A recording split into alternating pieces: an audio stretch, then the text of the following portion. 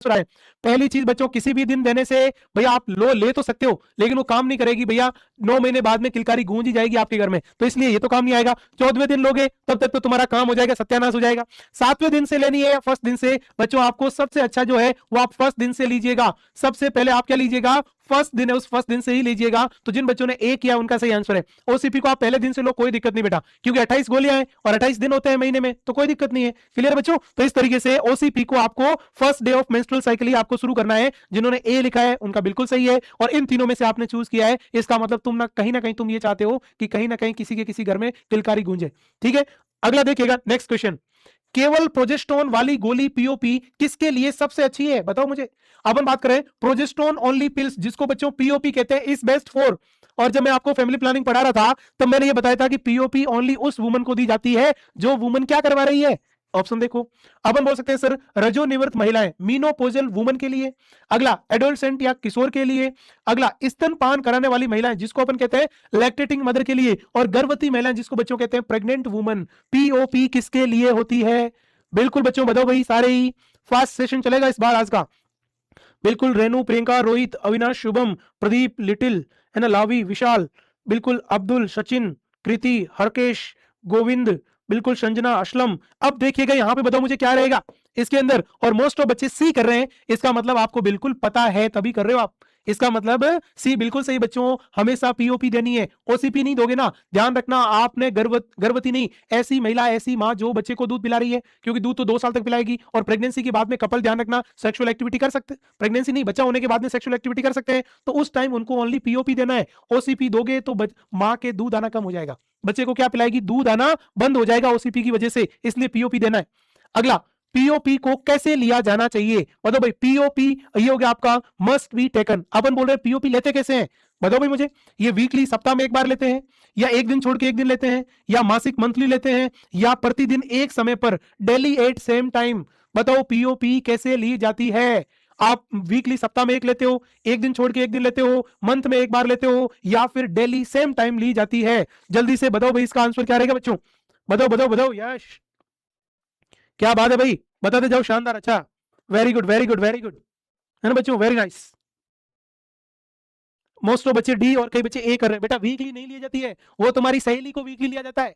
तुम्हारी सहेली है, तुम्हारी जो छाया टैबलेट होती है उसको वीकली लिया जाता है, तो वीकली कर रहे हैं वो गलत है। एक दिन छोड़ के एक दिन ली तो बच्चा पैदा हो जाएगा, मंथली लेनी नहीं है। अपन बोल सकते हैं बच्चों, इसकी भी मैंने आपको, इसका मैंने फोटो बताया था ना, तो फिर मैंने फोटो क्यों बताया, मैंने आपको कहा 28 गोलियां आती है, वो भी बिल्कुल सफेद, तो इसलिए अपन यहाँ पे बात करें बच्चों, इसको प्रतिदिन सेम टाइम पे लेना है। क्या करना है बच्चों, प्रतिदिन आपको सेम टाइम पे लेना है। तो डी है वो, डी बिल्कुल यहाँ पे 100% सही रहेगा। चलो भाई, ये क्वेश्चन अगला, आपातकालीन गर्भ निरोधक गोली कितने समय के भीतर ली जानी चाहिए। Emergency contraceptive pill should be taken with in, बता चुका हूं कि इमरजेंसी गोली को कितने टाइम के अंदर लेना चाहिए। ये होगा 24 आवर्स हो गया, 72 आवर्स हो गया, 7 डेज हो गया, या 10 डेज, 10 दिन के अंदर। जल्दी से बता दो भाई।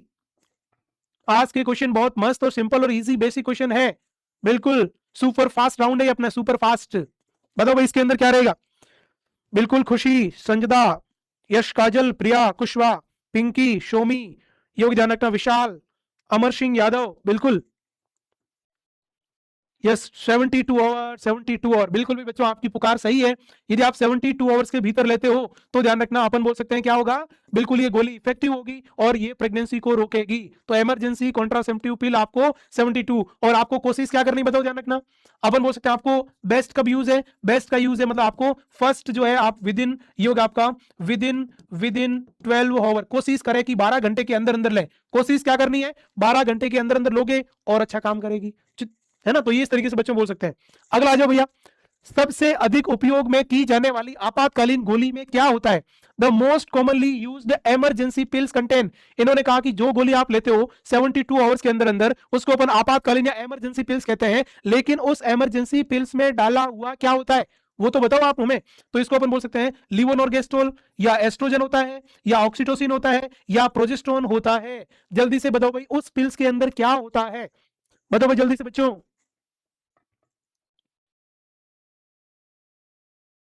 Yes, fast fast fast fast, बिल्कुल आंसर आपका कमेंट बॉक्स इस तरीके से उड़ना चाहिए जैसे भारत के अंदर राफेल उड़ता है। जल्दी से बच्चों, yes fast, go on fast,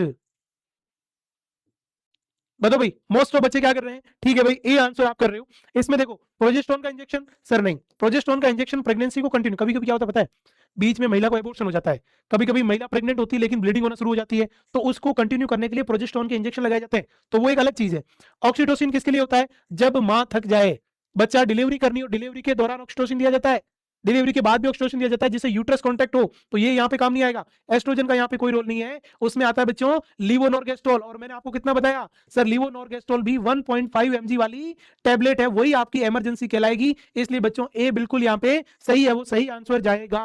clear है भाई? चलो नेक्स्ट क्वेश्चन आ जाओ भाई, क्या लिखा हुआ है? हार्मोनल गोलियां मुख्य रूप से गर्भावस्था को कैसे रोकती है? बताओ, hormonal pills prevent pregnancy mainly by, कि भाई हार्मोनल पिल्स जो है वो प्रेगनेंसी को कैसे रोकती है? उसके पास में मतलब आपने पिल्स ली, रोज डेली पिल्स खा रहे हो, तो रोकेगी कैसे? ये क्या करेगी? तो बताओ, शुक्राणुओं को मारकर, किलिंग द स्पर्म, अपन बोल सकते हैं अंतरोपण को रोककर, प्रिवेंटिंग इम्प्लांटेशन, अंडोसर को दबाकर, सप्रेसिंग ओवुलेशन, उसके बाद में अपन बोल सकते हैं एजाकुलेशन को रोक के। जल्दी से बता दीजिएगा भैया जी, यहां पे क्या होगा?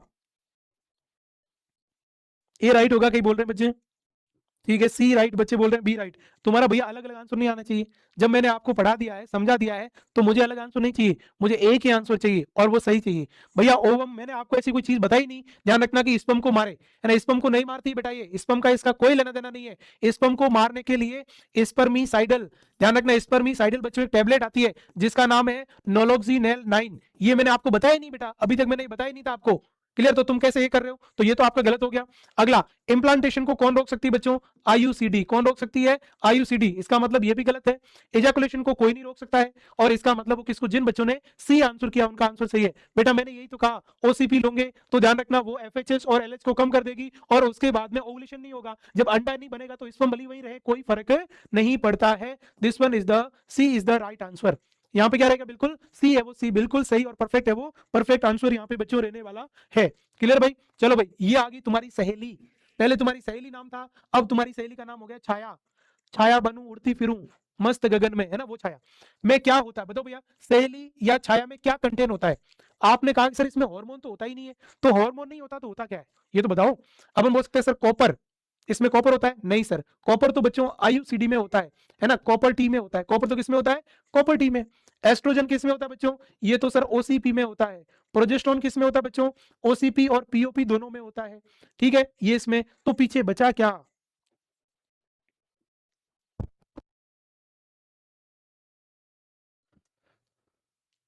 यस बच्चों, यस। क्या कह सकते हैं इसके अंदर, बताओ भाई। Voice is okay. क्लियर है बच्चों? बताओ भाई, इसके अंदर क्या रहेगा? तो इसको अपन क्या कहते हैं? इसको अपन बच्चों सेंट क्रोमिन टैबलेट कहते हैं।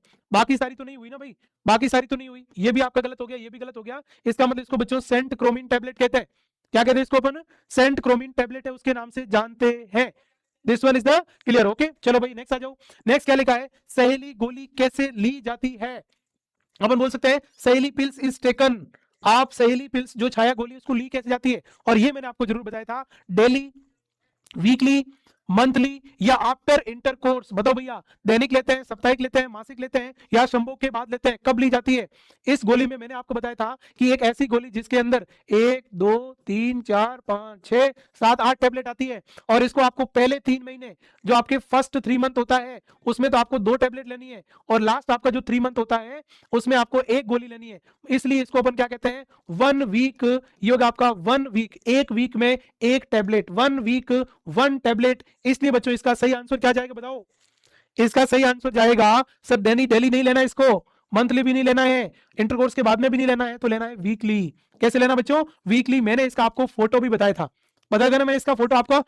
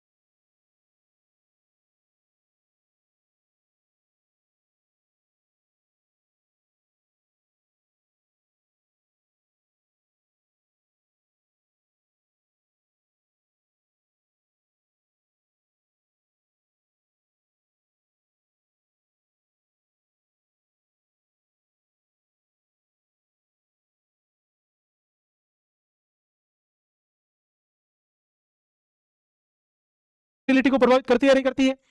उसके बाद देखो नेक्स्ट वन, शुक्राणु उत्पादन, स्पर्म प्रोडक्शन को, या अपन बोल सकते हैं ये हो गया आपका सीमन के वॉल्यूम को, या फिर अपन बोल सकते हैं लेबिडो। लेबिडो का मतलब होता है सेक्सुअल डिजायर, कि अपन इंटरकोर्स या सेक्सुअल करने जो है सेक्सुअल इच्छा खत्म हो जाए।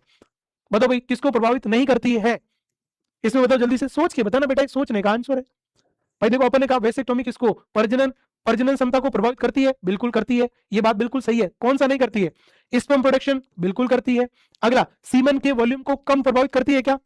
सीमन के वॉल्यूम, सीमन तो उतना ही आएगा, स्पर्म नहीं आएगा बस, तो ये भी अपन बोल सकते हैं इसको प्रभावित नहीं करती है। तो अपन बोल सकते हैं सर किसको प्रभावित नहीं करती है? तो कभी भी वेसेक्टोमी करवाने के बाद में किसी ऐसा कुछ नहीं है कि उस व्यक्ति की सेक्सुअल इच्छा नहीं होगी, ये गलत धारणा है। तो ये यहाँ पे अपन बोल रहे हैं क्या हो ध्यान रखना, किसको प्रभावित नहीं करती है? ये अपन बोल सकते हैं लिबिडो की सेक्सुअल डिजायर के ऊपर कोई भी उसकी प्रभाविता नहीं पड़ेगी। बाकी अपन बोल सकते हैं वीर्य भी उतना आएगा और स्पर्म प्रोडक्शन भी उतना ही होगा, फर्टिलिटी बिल्कुल भी नहीं होगी, है ना। अगला, वेसेक्टोमी, वेसेक्टोमी कितने समय बाद में पूरी तरीके से प्रभावी हो सकती है? Vasectomy become fully effective after, बताओ भाई वेसेक्टोमी जो है वो फुली इफेक्टिव आफ्टर, कि जैसे एक आदमी है उसने पुरुष नसबंदी करवा ली, क्या करवाई? पुरुष नसबंदी या वेसेक्टोमी करवा ली। अब वेसेक्टोमी कितने महीने के बाद में इफेक्टिव है? तो बताओ भैया, 1 सप्ताह, 3 महीने, तुरंत है, या 1 साल लगेगा? ये क्वेश्चन मैंने आपको बताया नहीं है, यहां पे बताऊंगा मैं।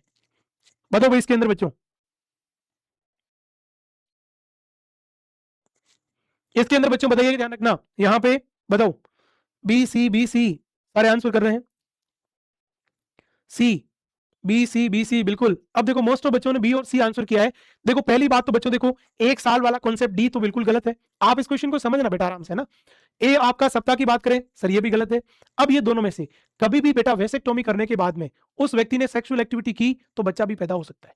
अब क्यों हो सकता है बताता हूं। देखो ये जो स्पर्म है ना, स्पर्म जो एक स्पर्म है उसको मेच्योर या परिपक्व होने के लिए, मेच्योर या अपन बोल सकते हैं परिपक्व, है ना बेटा, उसको परिपक्व होने के लिए 72 डेज चाहिए। कितने दिन चाहिए ध्यान रखना? 72 डेज। अब जैसे अपन बात करें कि जिस दिन आपने बच्चों वेसेक्टोमी करी है, उस वेसेक्टोमी के टाइम यदि वास्ट डिफरेंसेस के अंदर स्पर्म पड़ा है, तो वास्ट डिफरेंसेस के अंदर स्पर्म है तो वो क्या करेगा? वो स्पर्म 72 डेज तक कभी भी प्रेगनेंसी कोज कर सकता है।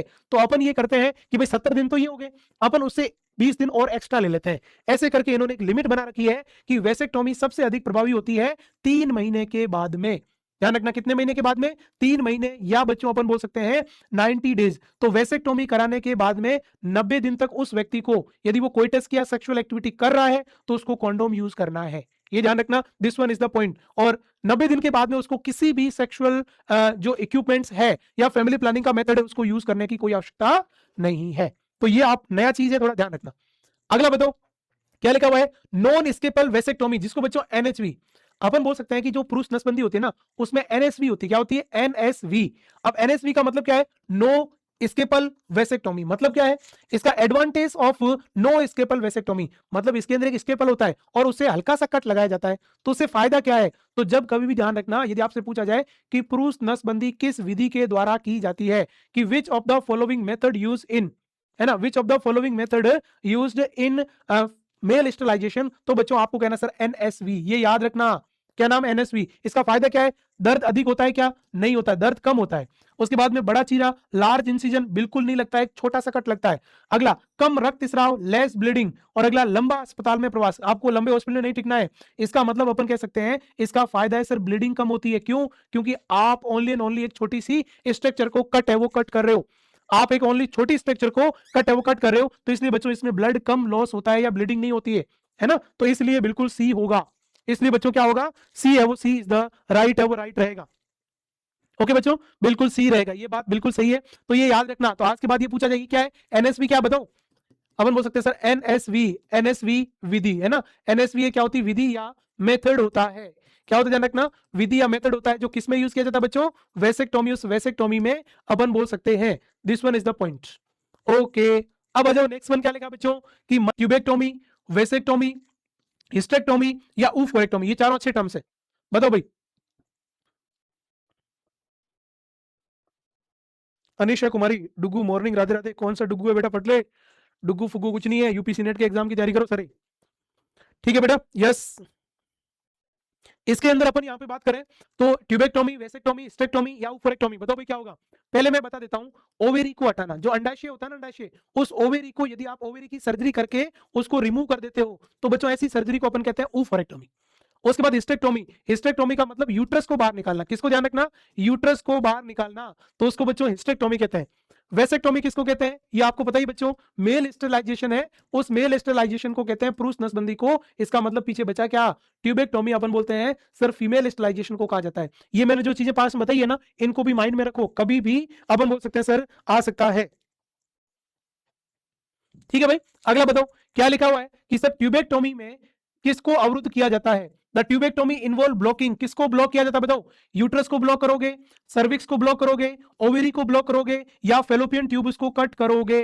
बताओ भाई, जब अपन क्या करते हैं कि आपने कहा कि सर इसमें ये देखो इस तरीके से है ना, ये अपन यहाँ पे इस तरीके से बोल सकते हैं ना, ये इस तरीके से, क्लियर है भाई। तो ये अपन यहाँ पे बात करें, this one is the cut, किसको कट करते हैं, यूट्रस तो ये है, यूट्रस तो ये है, सर्विक्स तो ये है, इसका मतलब ना तो आपका ये रहेगा ना ये रहेगा, ओवेरी तो इधर रह जाती है, ओवेरी तो इधर रहती है, ओवेरी को थोड़ी कट करते हैं अपन, तो किसको कट करते हैं, अपन बोल सकते हैं सर फेलोपियन ट्यूब को। किसको ध्यान रखना, फेलोपियन ट्यूब को कट किया जाता है। तो ये क्वेश्चन भी बच्चों आपसे, ये क्वेश्चन बहुत ईजी है, कभी कभी मैं आपको ये कह रहा हूं कि आपसे इस प्रकार का क्वेश्चन पूछा जा सकता है कि पुरुष नसबंदी में वास्ट डिफरेंसेस को काटा जाता है, महिला नसबंदी में अपन बोल सकते हैं फीमेल स्टेरिलाइजेशन के अंदर फेलोपियन ट्यूब है बच्चों, उस फेलोपियन ट्यूब को अपन बोल रहे हैं कट किया जाता है। This one is the point, ठीक है ना। यस, नेक्स्ट आ जाओ अगला।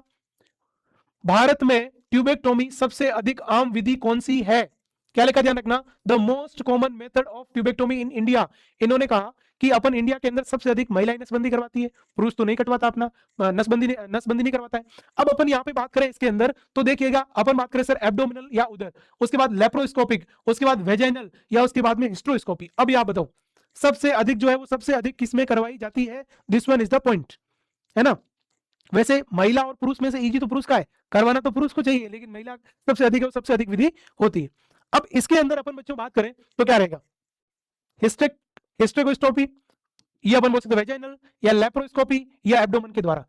ध्यान रखना पहले के टाइम में, ये बच्चों सब पहले के टाइम में ओल्ड मेथड है। ये कैसा बच्चों, ओल्ड मेथड। मैंने आपको बताया था ना कि एक महिला को जनरल एनेस्थीसिया दिया जाता, महिला जाती थी उसको सुला दिया जाता था, जनरल एनेस्थीसिया जीए दिया जाता, महिला पूरी बेहोश करते थे, और ओल्ड मेथड में जीए के अंडर में, जनरल एनेस्थीसिया के अंडर में आपको ऐसे लंबा 10 सेंटीमीटर का कट लगाया जाता था, 10 सेंटीमीटर लंबा कट है वो कट लगाया जाता था, उसके बाद में हिस्टेक्टोमी की जाती थी। लेकिन आज के टाइम की बात करें, अभी इंडिया के अंदर सबसे अधिक जो ऑपरेशन होता है वो लेप्रोस्कोपिक होता है।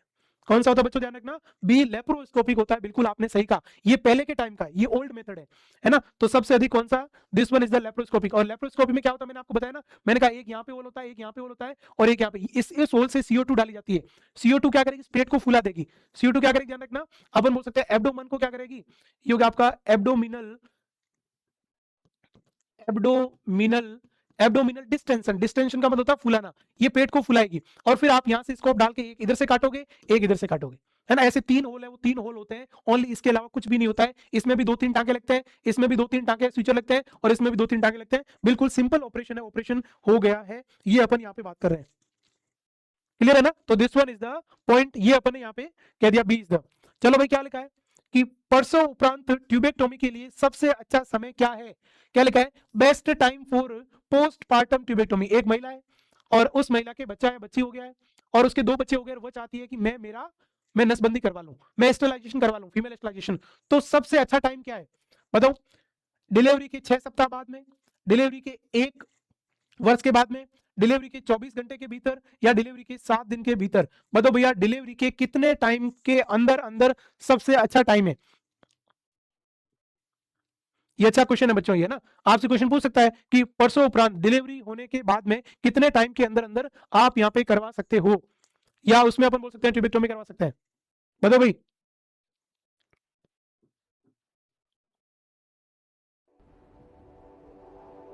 In a land where survival is silence, a shadow strikes without.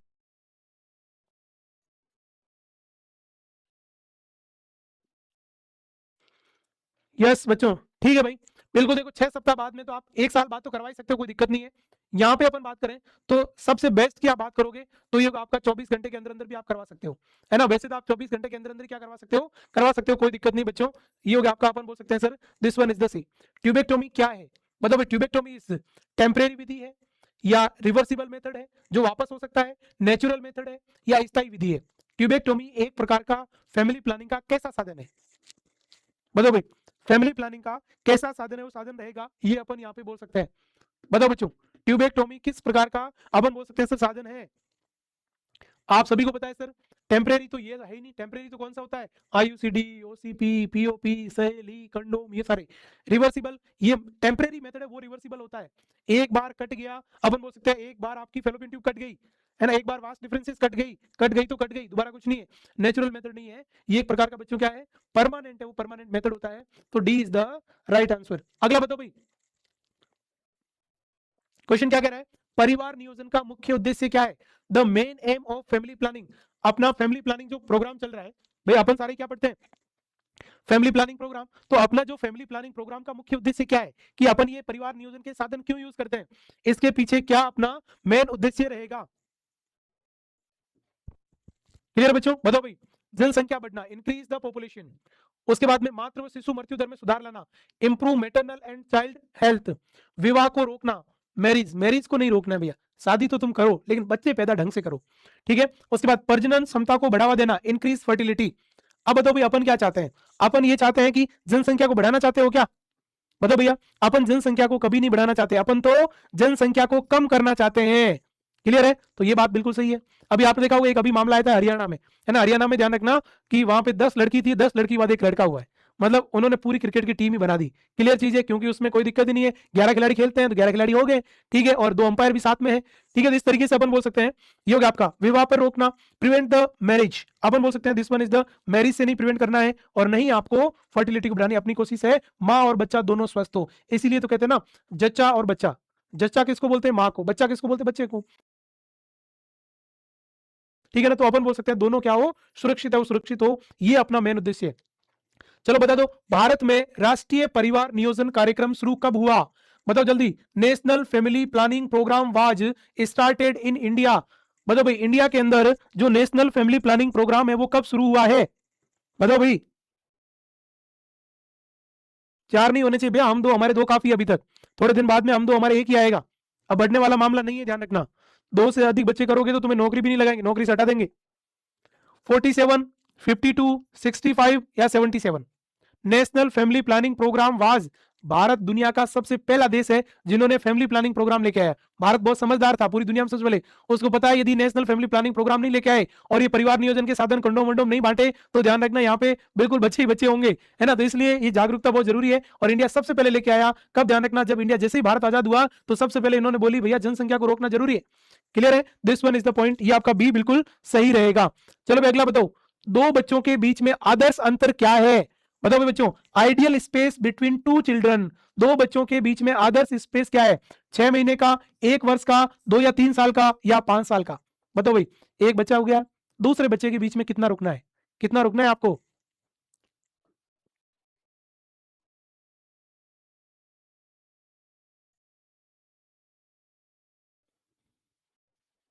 हम 2 हमारे 10, 10 नहीं 11 हो गए उनके तो, हम 2 हमारे 11 हो गए उनके तो। बताओ बिल, अपन बोल सकते हैं बच्चों,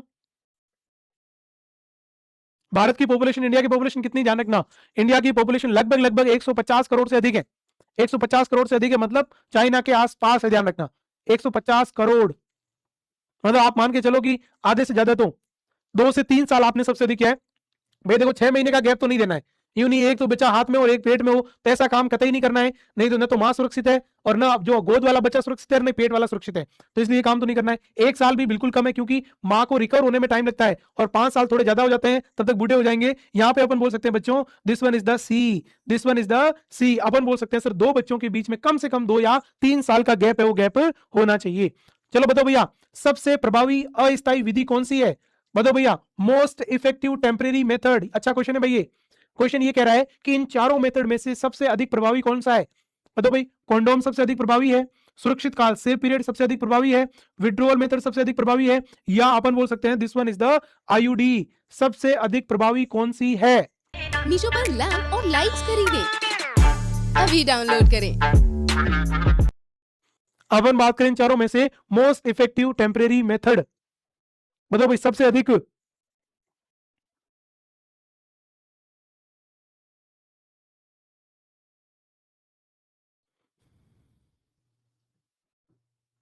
बताओ भाई जल्दी से क्या रहने वाला है। अपन यहाँ पे बात करें सर इसके अंदर, देखो भाई ये तो सबसे फेल मामला है, इसमें तो ये तो 85% रिस्क है। कितना ध्यान रखना, 85% रिस्क है भैया जी, इसमें तो 85% है ना, तो ये तो आपका गलती है। विड्रॉल मेथड में भी रिस्क है ना। अब बताओ ए और डी में से कौन सा होगा। अपन बात करें आईयूडी लगी हुई रहेगी ना, तो अपन बोल सकते हैं वो सबसे सेफ रहेगी, तो इसमें डी जाएगा। बच्चों जो ए कर रहे हैं ना बेटा, वो ए सही नहीं है ना, ये सबसे अधिक यूज की जाने वाला मेथड है, लेकिन सबसे इफेक्टिव नहीं कहा मैंने अभी तक आपको ये बहुत बताया इसके बारे में, लेकिन मैंने कहा सबसे अधिक यूज किया जाता है। सबसे इफेक्टिव कौन है, ये आपकी आईसीडी है, ये ध्यान रखना, बच्चा अंदर जमने ही नहीं देगी, बच्चे को अंदर ठहरने ही नहीं देगी ना, बताओ भाई। इसलिए हमेशा क्या होगा,